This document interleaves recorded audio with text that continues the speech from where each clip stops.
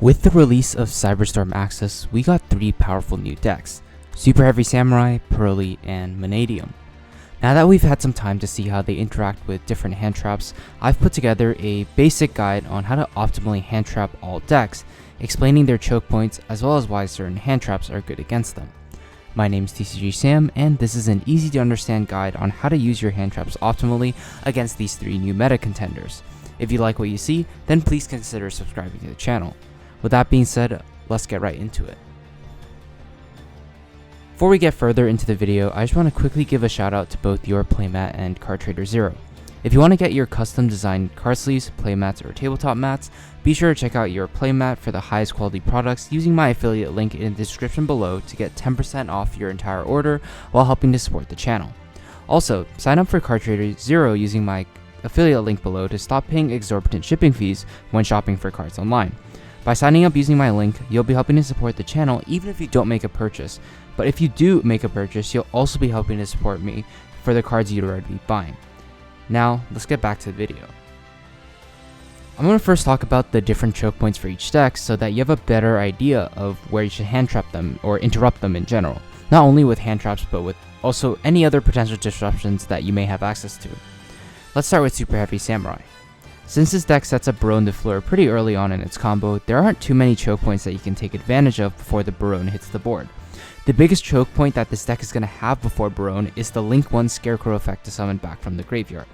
I see a lot of people saying just to hit the very first stir that you see with whatever hand trap you have, for example, a Ghost Ogre on Wakaushi, but I think you should definitely be saving your hand traps for Scarecrow, not only because so many different hand traps can actually affect Scarecrow, but mainly because they don't have a substitute for Scarecrow's effect aside from a hard-drawn Soul Peacemaker into scale summon back Soul Piercer.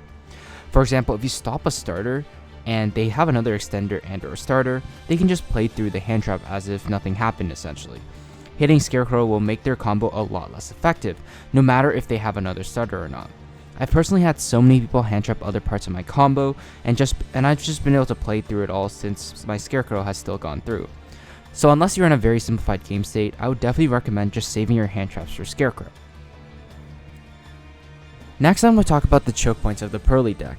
Since their quick play spells essentially all do the same thing and require a discard not for cost, one thing you could try to do is force them to expend tons of resources just to put their monsters on the board. For example, this could be Ash Blossom and Joy Spring on something like Rainbow Bridge's Salvation if they discarded it to cut them off from additional discard fodder, or forcing them to resolve their spell effects and then simply negating the monsters that they put on the board. They also go for a Purrely Plump to build up a big Xyz monsters to rank up into Noir, so saving interruptions like Gamma to stop them from attaching lots of materials with Plump, or stopping the small monsters from cheating out the XYZs in the first place can also be really good. Just keep in mind that the field spell Stray Purrely Street protects special summon Purrely monsters from being targeted that turn, so try to use the targeting negation that you may have before they get it set up. Finally, we're going to be going over the choke points of Mannadium. This is the deck I personally have the least experience with, but talking to players who have played the deck, they always say to remove the monsters from the board as soon as possible. For example, they need a monster in the field to resolve Mannadium Obsidian, summon their level 2 Mannadiums from the hand, or to destroy with Visas Starfrost. Or they just need their elemental hero Prisma to stay on board after copying Visas' name so that they can make the Scareclaw Link 1.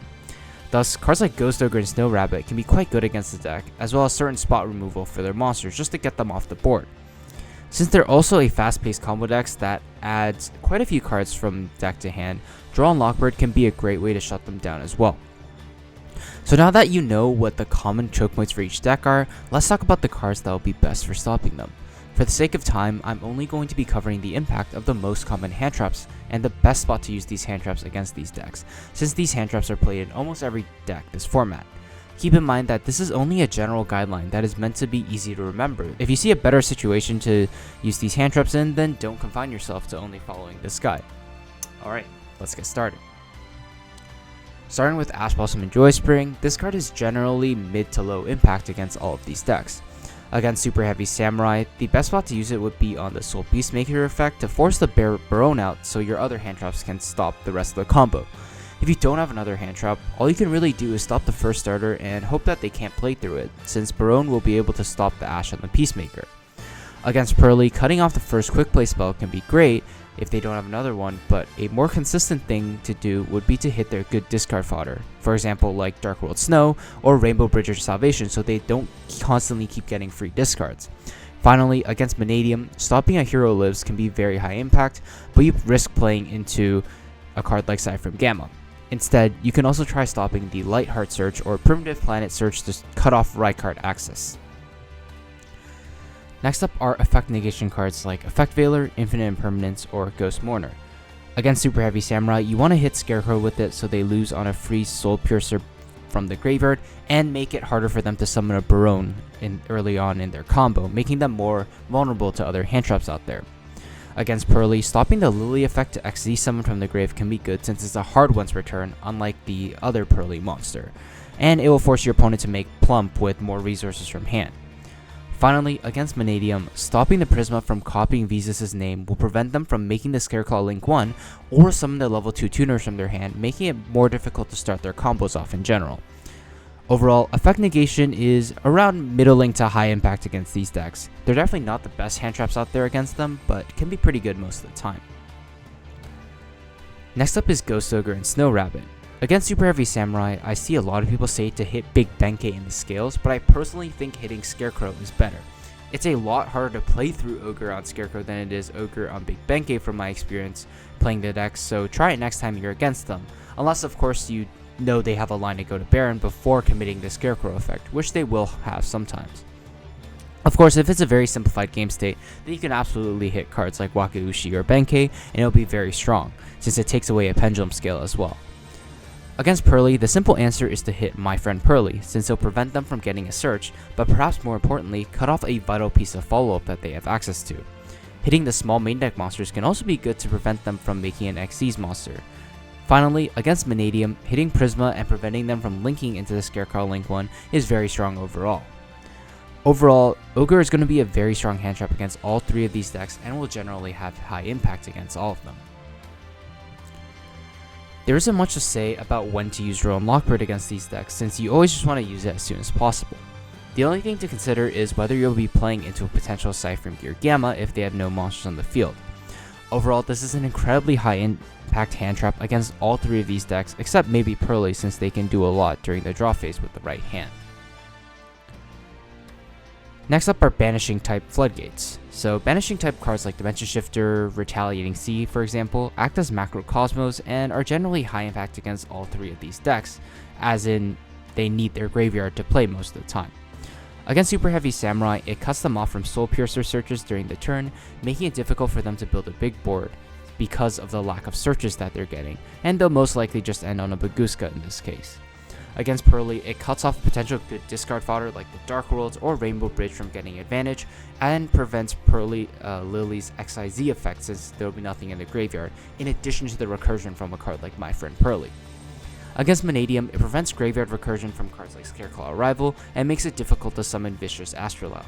You'll want to force these decks to commit a bit before using these, so for example, force your opponent to activate a Purrely spell, or normal summon a Soul Piercer before using a card like Dimension Shifter, while keeping in mind that Gamma is a potential card to play around if you do decide to shotgun these cards. DD Crow and Graveyard Spot Removal type cards are the final hand trap we'll discuss. This card has middling impact against all these decks at best most of the time. Unlike cards like Dimension Shifter, it firstly doesn't prevent cards from activating if they hit the grave, for example like SuperHeavy Samurai Soul Piercer, and secondly, only prevents one card from staying in the graveyard. The best time to use it against SuperHeavy Samurai would be when they use Scarecrow and hit whatever they target with it.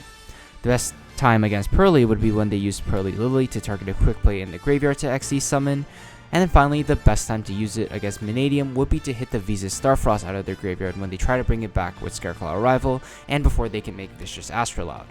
Despite having middling impact at best, since this card has applications against quite a few other decks in the meta, it could still be worth side decking in some decks, and it's definitely beneficial to know how a hand trap like this could still be used against these three decks.